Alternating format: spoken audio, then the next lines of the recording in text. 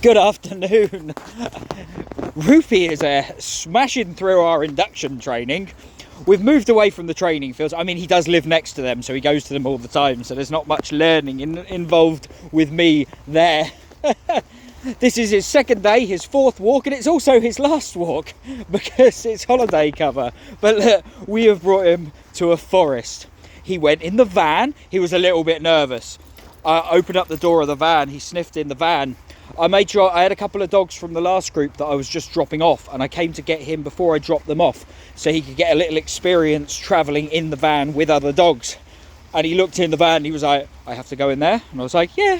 And he was like, no, I'm going to lie down on this wet tarmac. And I was like, okay. So I scooped him up, I gave him a cuddle for a minute, I kneeled down next to the van, and boy, he was like, and then he gently crawled into the van, sniffed about, sniffed the other dogs' butts through the cages, standard handshake, and then he was like, okay, yeah, I'm all right in here. And he travelled perfectly while we quickly dropped off the other two dogs and arrived at this beautiful forest where he's been nothing but excited. Look at him, he's just like, forest.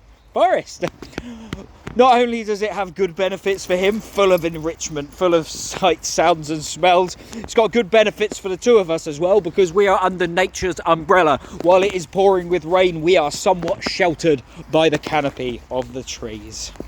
It's gonna be a good adventure, and because it's his last adventure, I've gone and picked him up early. I'm stretching, that's the theme for today, get him early and stretch it out. We're going to give him a bit of a longer one. I just wish a couple of friends had been available. A couple of doggy friends for him to come out with. But it's just been the way the cookies crumbled, the way the schedule has scheduled, that it's not been an opportunity this week. But I have a feeling next time, hopefully I'll do a little bit of holiday cover for him again. And he will get to meet lots and lots of fantastic friends. A lot of spaniels and collies that I think he'd get on really well with. Right. I'm going to be quiet and stop ruining the nature and scaring away the squirrels that he no doubt wants to eye up. See you later.